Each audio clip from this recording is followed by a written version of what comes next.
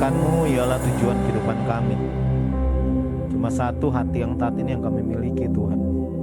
Terima kasih buat perkenanan-Mu atas kami semua. Di dalam nama Tuhan Yesus Kristus. Kalaupun setiap proses kami bisa lalui dalam kehidupan kami, dan kami akhirnya tahu bahwa itu peranan Roh Kudus buat kami semua, sehingga kami sanggup mampu buat melaluinya. Pertobatan yang sejati, Tuhan, dari metanoia, bagaimana pikiran ini, Tuhan, harus full kami kendalikan, harus full kami kontrol, Tuhan. Biar seluruh kehidupan kami dipengaruhi oleh Roh Kudus. Apapun yang kami lakukan tidak di luar dari kerajaan Allah. Tidak ada pikiran yang sia-sia, tidak ada perbuatan yang sia-sia. Kalaupun kami melihat, tidak ada yang melihat sia-sia. Kalaupun kami mendengar, bukan pendengaran yang sia-sia. Tetapi yang kami lakukan hanya untuk kerajaan Allah. Bukan kami lagi, tapi Yesus. Yesus yang berjalan di depan kami, sehingga kami mau melakukan segala sesuatunya hanya untuk Tuhan.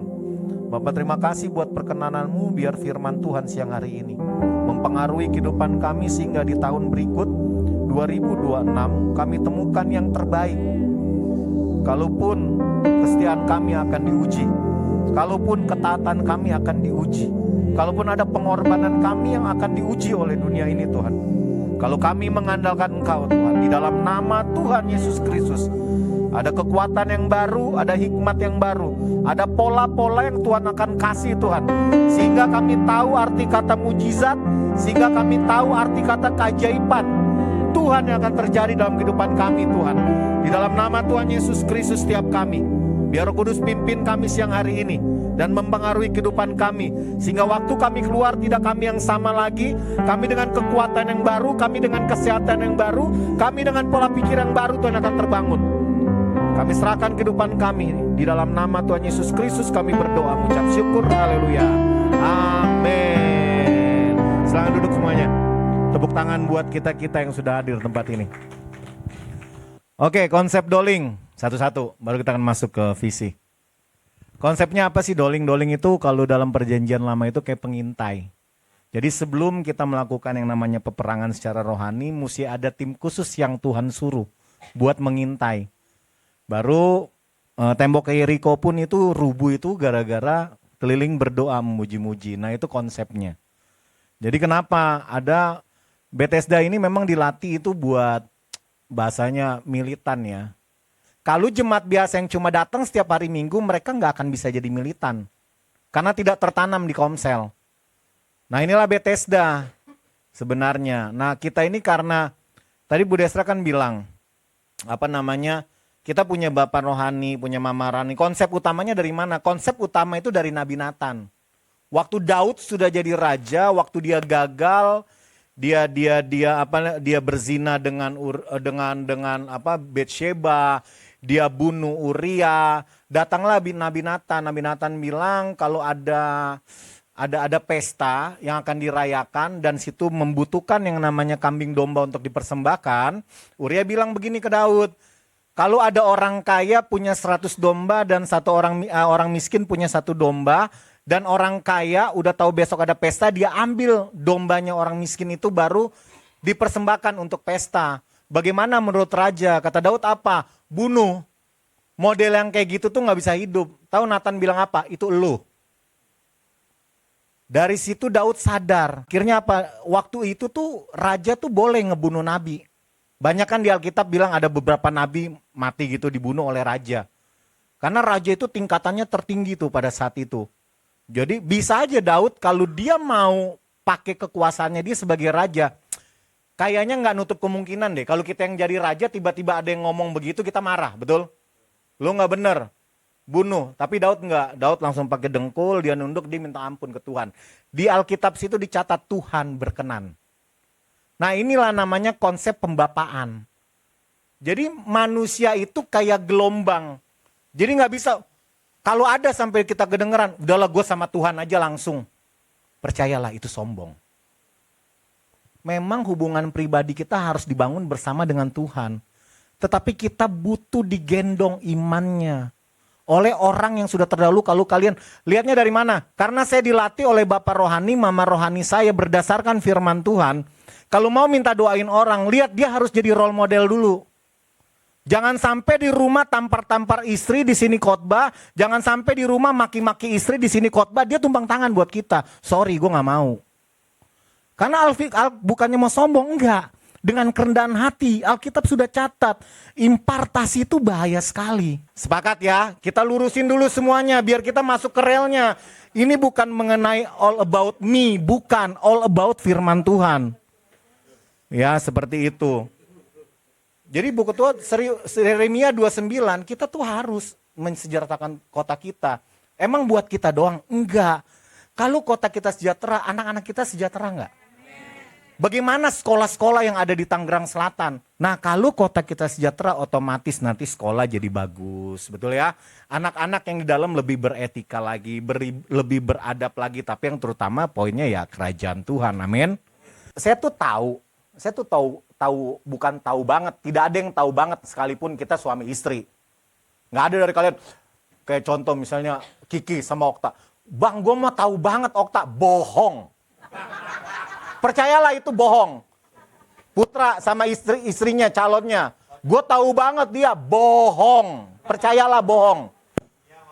Manusia tuh gampang sekali berubah. Sepersekian detik dia akan berubah. Betul? Itu akan berubah. Harusnya kita bawa dia ke kedalaman firman Tuhan. Itu yang benar. Kayak Nia, bang gue tahu banget Alek. Udahlah Nia lu bohong. Jangan begitu. Bang, dari kekurangan Alek, gue minta berdoa sama Tuhan, ya kan? Dari kekurangan Alek, gue minta berdoa sama Tuhan, Tuhan kasih gue kekuatan. Amin. Itu yang tepat. Tuhan kasih aku kekuatan. Nah, harus seperti itu, gitu loh. Harus kasih kekuatan. Kalau enggak, waduh, enggak dianggap, ya kan? Kecewa. Ya kan, digas sedikit, ya kan, kecewa gitu loh. Karena shock. Yang kalian pikir pacaran kan asik-asik aja. Sekarang lagi ke kiri, ke kanan, ke kiri, ke kanan, ke kiri. Coba nanti setiap hari gue mau lihat. Pertanyaannya, siapa yang doyan rendang di sini? Angkat tangan, yang doyan rendang, angkat tangan. Doyan banget.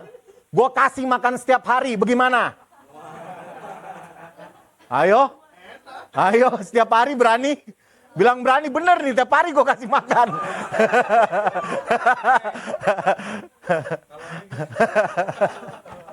Kan ya seperti itu gitu loh. Makanya apa? Jangan pernah bergerak berdasarkan perasaan, tetapi firman Tuhan. Nggak bisa kalau bergerak berdasarkan perasaan. Awalnya cinta gitu loh. Makanya semua dari Tuhan. Makanya yang namanya eros. Eros itu dari Tuhan, cinta sesama itu datangnya dari Tuhan gitu loh. Jangan sampai kita salah gitu loh. Ya, saya tahu banget. Balik lagi. Saya tahu lah istri saya, poinnya gitu ya. Dia akan ada di ujung apa? Great Commission atau amanat agung. Terakhir gitu kan? Gue udah feeling, makanya lihat catatan. Coba buka di. Nah kan, ini slide pertama betul? Tuh, tahu kan? Inilah kedekatan kita ya. Bersama dengan Tuhan sehingga kita tahu isi hati pasangan kita. Nah. Oke, Matius 28, 18-20 bilang begini. Yuk sama-sama baca. 1, 2, 3. Yesus mendekati mereka dan berkata. Siapa yang mendekati? Yesus mendekati kita dan berkata, kepadaku telah diberikan segala apa? Kuasa di mana? Di surga dan di bumi. Karena itu apa? Go! Pergilah, jadikanlah semua bangsa apa?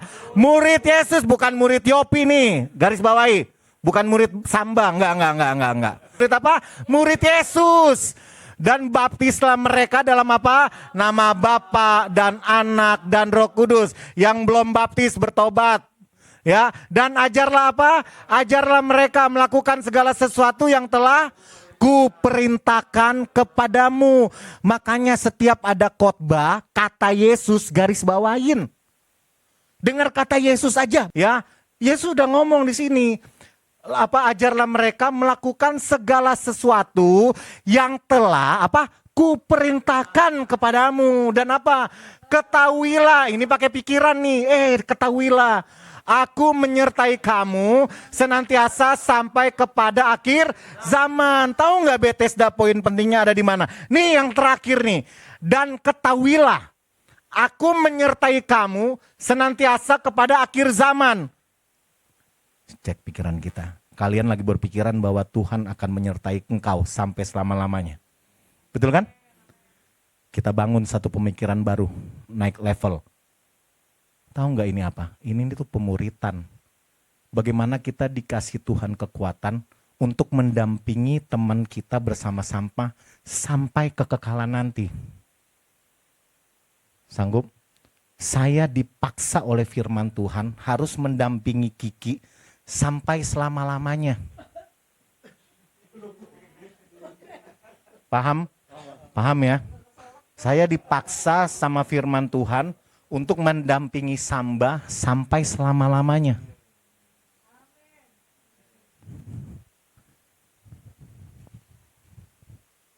Jangan cuma sampai di amin. Ini ngeri nih. Ini ngeri banget. Siap waktu diomongin. You lagi jalan bareng sebagai sahabat, tiba-tiba dijelekin di belakang. Siap? Siap. Siap waktu apapun you beri ke dia. Kadang-kadang kita beri dari kekurangan kita, dia minta tolong kita beri. Gak ada makan, kita gak makan, kita beri. Tiba-tiba dia jadi orang, kita gak diberi, siap? Itu dia Tuhan kita. Ngeri gak? Ini nih keren banget Tuhan kita. Jalan berdampingan itu paling berat. Kita harus kasih waktu, kita harus kasih tenaga, kita harus kasih uang. Yang terakhir kejadian, siapa namanya? Kemarin ada satu pendeta, gak usah sebut lah ya. Ada satu pendeta, itu telepon saya. Hambanya, ya apa kabar si ini? Oh puji Tuhan, saya nggak tahu kabarnya. Terakhir dia izin buat pamit. Oh iya, kata dia itu gimana ya Pak di sana? Di sana bagaimana Pak? Iya katanya di sana nggak pernah dikasih makan. Bayangin. Oh oke Pak, terus Pak? Iya karena mereka tuh katanya kalau bukan Kristen mereka tuh nggak dikasih makan. Kalau bukan Kristen mereka tuh nggak dipeduliin di sana. Gitu ya. Akhirnya saya conference sama orang-orang yang berdampingan langsung karena memang momen ini saya memang Tuhan tuh taruh di hati buat melatih nih anak-anak. Contoh siapa yang dilatih? Chris sama Pak Dodi. Waktu you ngerasain ya, waktu you nggak ada apa-apa, ada sahabat yang mau berkorban buat lu. Saya nggak bilang saya, enggak. Kita yang mau berkorban buat kita gitu, buat kalian dari kita. Yang dulu nggak ada uang tiba-tiba dikasih makanan. Sekarang belajar. Akhirnya belajar. Pak Dodi siang harus balik kasih makan. Bang Kris juga dari kekurangannya dia kasih makan. Akhirnya kita conference bertiga. Pak Dodi tolong ceritakan. Jujur. Pak Dodi kasih. Wah enak aja kata Pak Dodi. Waktu dia minta gunting rambut saya kasih meskipun 20.000 katanya. Saya juga gak ada duit. Siang-siang saya harus bawa makan dan lain-lain. Saya bilang, Pak Dodi harus siap Pak. Ini konsekuensinya ikut firman Tuhan, bukan kita lagi. Gitu loh. Paham ya maksud saya? Ke depan ketemu lagi, itu mah biasa. Itu mah udah standar dunia punya. Kita mah beda standarnya. Waktu dia minta buat keluar tidak bersama teman kita, puji Tuhan. Tuhan terima kasih buat kemurahan-Mu. Saya sudah diberikan satu pekerjaan dalam melayani Engkau Tuhan. Sekarang kita rilis dalam nama Yesus, Engkau akan jadi anak luar biasa, Engkau akan jadi orang luar biasa. Kebaskan debu. Gitu, jangan jadi dendam, gua udah kasih makan lu. Kemarin gua udah nonton bareng sama lu. Setiap nonton pakai popcorn gede, minuman 2, iya kan? Tiba-tiba lu cabut. Wih, semua diungkit di belakangnya. Pertanyaan itu dari Tuhan atau bukan? Kan begitu. Stop, kalau yang masih itu nggak apa-apa. Itu semua kita nggak tahu karena kita nggak paham. Sekarang kita sudah paham. Tolong lakukan firman Tuhan. Yang kayak gitu tuh buang. Gitu. Kalaupun kalian masih lihat orang yang sayang sama kalian, yang support kalian, ya sudah itu kemurahan Tuhan dalam hati kalian gitu loh. Dan harusnya firman Tuhan ajarkan. Kita harus lihat yang kayak begitu. Saya ada listnya kok gitu loh. Paham ya? Next. Tuh ayatnya masih dalam amanat agung nih. Keren kan Tuhan itu. Matius 24 ayat 14 sama-sama baca 1, 2, 3. Dan Injil kerajaan ini akan diberitakan di seluruh dunia. Menjadi kesaksian bagi semua bangsa. Sesudah itu barulah tiba kesudahannya. Yang diberitakan apa? Injil kerajaan bukan Injil Yopi. Injil kerajaan bukan Injilnya Noel. Sekalipun dia PIC. Injil kerajaan bukan Injilnya Samba. Sekalipun dia worship leader. Nggak ada urusannya. Ya. Injil kerajaan. Ini akan diberitakan di seluruh dunia menjadi apa? Kesaksian ke ujung dunia. Boro-boro ke ujung dunia. Depan rumah aja udah sulit buat bersaksi. Ngebul. Biar nggak kelihatan gimana depan rumah. Masuk ke dalam kamar. Iya atau iya? Bertobat. Kan begitu. Biar nggak enak nih ya kan. Sekarang udah pelayanan. Apalagi singer dan lain-lain. Ini nggak ada di sini di luar Bethesda. Iya. Daripada nggak enak nih, nggak bisa jadi role model, gue di dalam kamar. Kira Tuhan nggak bisa kedalaman sampai toilet pun dia bisa lihat kok. Mau dalam kamar lagi. Seluruh dunia menjadi kesaksian bagi semua bangsa, bagi semua orang. Dari terkecil RT, RW, kelurahan, kecamatan, ya kan, baru kota gitu ya. Baru ke daerah, provinsi apa, baru ke bangsa-bangsa. Jadi kesaksian, dilatihnya dari rumah. Ya. Jangan jadi worship leader, tiba-tiba di rumah mau ngomong apa, di rumah, waduh kelakuannya. Ya. Biasa yang bully itu tuh yang bahaya. Oke, next. Oke, gini. Waktu Bu Desra tadi bilang bahwa semua gereja kita kan memegang peranan yang namanya amanat agung. Sepakat? Gereja mana yang enggak? Semua gereja pasti amanat agung. Sekarang pertanyaannya begini. Ini kita buka satu ayat, Roma 11 ayat 9. Sebab Allah tidak menyesali karunia dan apa? Panggilannya. Ini bahasa Inggrisnya calling. Ini penting buat kita. Kita tuh harus sadar bahwa kita dipanggil sama Tuhan. Ya, kalau ada Darmawan sekarang pegang video kamera, itu panggilan. Tirsa ngecak,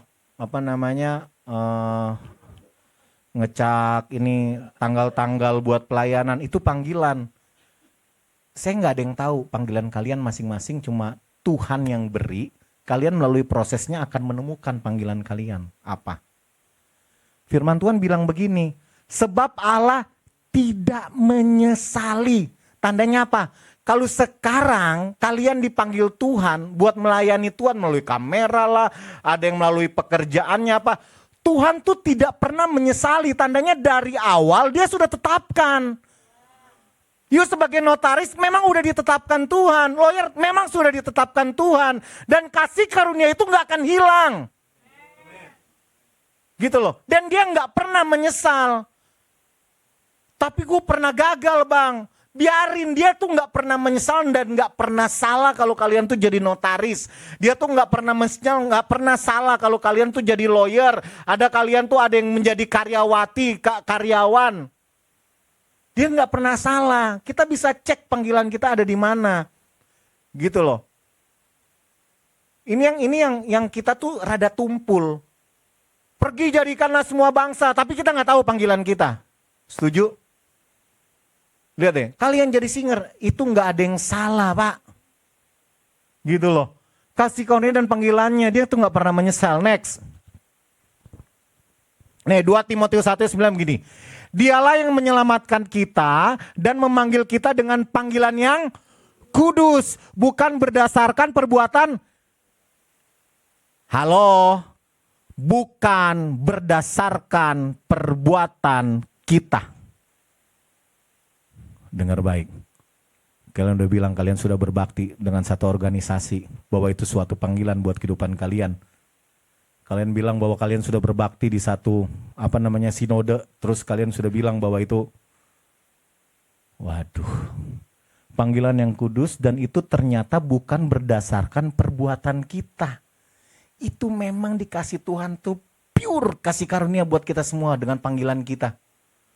Ada yang jadi worship leader, ada yang dari keyboard, gitu loh. Dan dia tuh nggak pernah, maksudnya kata tidak pernah menyesal tuh begini.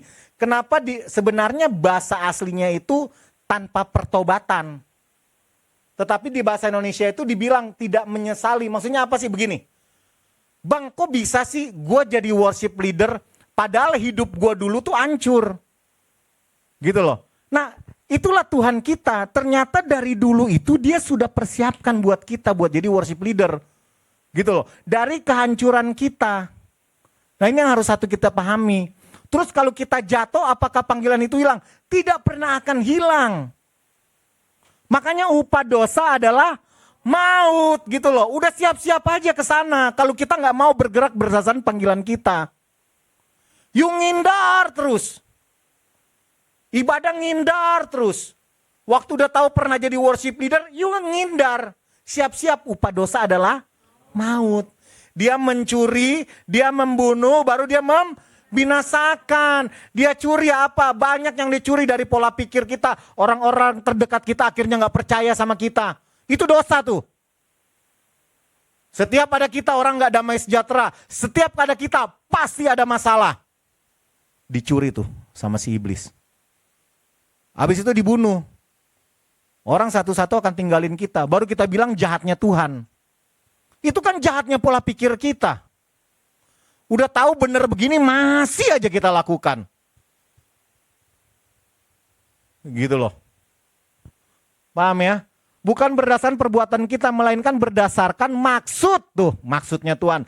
Dan kasih karunia-Nya sendiri yang telah dikaruniakan kepada kita dalam apa? Kristus Yesus sebelum permulaan zaman. Waduh. Sampai jadi worship leader itu ternyata dari sebelum ada nih dunia nih, udah ditetapkan. Gitu loh. Yang keluar-keluar dari panggilannya siap-siap. Makanya saya nggak pernah mau mundur. Orang bilang, kesalahan saya itu kan banyak sekali. Akhirnya orang ngelihatnya dari kesalahan itu. Kesalahan kita tuh banyak sekali, betul? Coba cek deh. Tiba-tiba salah ngomong, tiba-tiba ada orang lewat kita nggak tegur, kita jadi salah gitu loh. Gitu. Kalau kita mau lihat yang itu, kita mundur dari panggilan kita. Siap-siap upah dosa adalah maut. Gitu loh. Itu yang gak boleh. Next. Yuk cepet. Janganlah takut sebab aku telah menebus engkau. Aku telah memanggil engkau dengan apa? Namamu. Engkau ini apa? Kepunyaanku. Bayangin. Tuhan tuh panggil kita itu pribadi-pribadi. Bukan satu kelompok. Hai Pamela. Sini nak. Hai Dodi. Sini nak. Itu serius, itu panggilannya satu-satu. Aldi dipanggil. Noel gitu kan. Desra itu satu-satu tuh. Nia itu satu-satu. Alek. Saya gak ada yang tahu panggilan. Mungkin panggilan kalian menjadi orang tua yang baik buat anak kalian. Mungkin panggilan kalian menjadi orang tua yang baik buat menjadi suami yang baik buat istri kalian. Mungkin panggilan kalian menjadi istri yang baik. Sekarang udah 50-50. Bukan cuma suami yang jahat, istri juga jahat. Dunia ini udah parah sekali gitu loh, dikuasain sama dosa. Betul. Lihat deh wanita-wanita sekarang juga. Dulu waktu zaman kita bandel, mana ada cewek yang jalan di jalanan terus ngebul-ngebul. Coba lihat sekarang. Waduh, sampai ngeliat, pacarnya baru pacaran nih, salah dikit digaplok sama dia. Dulu mana ada yang berani begitu. Sekarang bahaya juga, jadi kita kadang khotbah, bertobat. Enggak cuma bapak-bapak, karena saya cowok kadang-kadang suka gak enak hati. Kalau pendeta cewek paling enak tuh ngomong, ibu-ibu bertobat ya, gitu kan. Gitu loh, kalau kita gitu loh, nanti hierarki pikir bahwa cowok gitu ya. Tapi enggak, coba cek deh. Bukan saya mau diskriminasi wanita, enggak, ternyata sama aja. Cowok tuh bisa jadi jahat, cewek bisa jadi jahat. Lebih jahat mungkin dia bisa. Karena cowok itu kan pakai ini suka hancur kalau cewek bikin. Gitu loh. Iya benar, karena cowok itu kadang-kadang kalau udah satu, kalau yang ini goyang, terjun bebas dia. Nggak salah secara psikologi, coba lihat. Cek angka kematian. Waktu suaminya mati, itu cewek masih bertahan hidup tuh lama sekali. Coba cek, waktu istrinya mati, itu setahun 2 tahun, blok mati juga. Gitu tuh. Tapi emang itu real. Itu real, makanya Alkitab catat, dibuatlah yang namanya penolong. Berarti yang ditolong mana? Coba, cowok yang ditolong, wanita itulah. Kan bahasanya gitu. Wah, dibuatlah dari tulang rusuk. Yaitu sebagai apa? Penolong. Yang lemah yang mana? Yang ditolong. Makanya kalian ya, yang mau siap-siap jadi istri-istri bertobat, jadilah penolong. Bukan perongrong, sekalipun kalian capek. Ada yang kerja, mungkin yang kategori ceweknya lebih mudah dapat pekerjaan. Terus dia mau merongrong gitu kan. Aku kan udah capek ini kan. Nah itu apa? Konsep pekerjaan gak dirapihin. Pekerjaan datangnya dari Tuhan. Bukan buat kasih makan suami, bukan buat kasih makan istri, bukan buat kasih makan anak. Kalau kalian kasih makan orang tua, istri, anak, yakinlah itu datangnya dari firman Tuhan. Tanpa kalian tidak kerja sekalipun Tuhan sanggup lakukan itu buat kalian. Bukan bikin kalian pemalas ya. Udahlah bang, bener bang, besok gak usah kerja aja. Nggak gitu. Ya. Kalau konsep kerjanya buat kasih makan istri, nanti istri kalian selingkuh, kalian minta keluar dari pekerjaan. Karena apa? Gua kerja buat kasih makan istri. Akhirnya apa? Waktu istri selingkuh, cabut, kalian keluar dari pekerjaan. Karena kepahitan sama istri, pekerjaan kena. Kan banyak yang begitu. Kita ngomong aja real life, betul ya? Sebaliknya pun begitu. Suaminya selingkuh, istrinya baik-baik, akhirnya keluar dari pekerjaan. Gue udah capek, ternyata selama ini dia di belakang gue, tuh kan? Gitu. Apalagi buat anak. Anak nggak nurut dikit. Kemarin papa udah beliin kamu truk warna kuning bagus, ya kan? Duit masuk cuma 3 juta, itu truk 800.000 nak. Sampai sedetail itu gitu loh. Kamu kurang ngajar sama papa sekarang. Oh loh. Karena apa? Anak tuh investasi. Dibesarin supaya bisa kasih makan orang tua. Itu bertobat orang tua kayak gitu. Makanya dari sekarang kalian nih, kumpulin duit dari sekarang. Biar nanti tua nggak nyusahin anak-anak. Kalau anak-anak mau kasih itu karena firman Tuhan. Nggak usah minta-minta, nggak usah ini sama anak. Dari sekarang yang masih muda-muda, tabung. Bila perlu, gentle sama anak. Yuk urus kehidupan rumah tangga lu. Papa masih ada, tenang aja, jangan khawatir nak. Wede, kan keren begitu. Ya gak? Anak gak beban, dia fokus. Gak mungkin kalau dia jalan-jalan pasti diajak. Deketin aja sama firman Tuhan. Betul kan? Gitu, ya nih yang udah mulai-mulai nih, keluar-keluar satu-satu nih. Ini keluar dari itu, keluar. Ya ajarin yang benar, nabung udah mulai dari sekarang. Next. Sampai di mana kita? Jadi ketahui bahwa bukan karena jasa-jasamu, Tuhan Allahmu memberikan kepadamu negeri yang baik itu untuk diduduki. Sesungguhnya engkau bangsa yang tegar tengkuk, katanya gini. Itu semua ternyata bukan dari jasa-jasanya kita sehingga kita bisa jadi seperti ini sekarang. Ini dipegang. Baru bilang apa? Yang baik itu untuk diduduki. Sesungguhnya engkau bangsa yang tegar tengkuk. Tuhan udah bilang, bangsa yang tegar tengkuk, tetapi Tuhan tetap menyediakan loh. Ngeri gak Tuhan kita? Udah tegar tengkuk, kitanya yang batu, gak mau nurut, tetap disediakan sama dia. Amin. Itu Tuhan kita. Next. Kita buka sama-sama Filipi 3 ayat 13 sampai 15. Ayat terakhir. Oke, yuk yang cowok dulu ya. 1, 2, 3. Aku sendiri tidak menganggap bahwa aku telah menangkapnya. Tetapi ini yang kulakukan. Aku melupakan apa yang telah di belakangku dan mengarahkan diri kepada apa yang di hadapanku. Cewek 14, 1, 2, 3. Dan berlari-lari pada tujuan untuk memperoleh hadiah, yaitu panggilan surgawi dari Allah dalam Kristus Yesus. 15, 1, 2, 3 semua sama-sama. Karena itu marilah kita yang sempurna berpikir demikian. Dan jikalau lain pikiranmu tentang salah satu hal itu akan dinyatakan Allah juga kepadamu.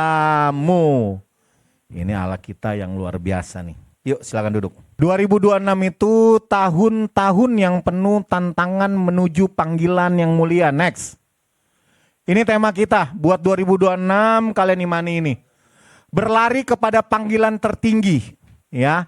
Jadi gini. Kita udah tahu bahwa panggilan itu ialah kasih karunia dalam kehidupan kita.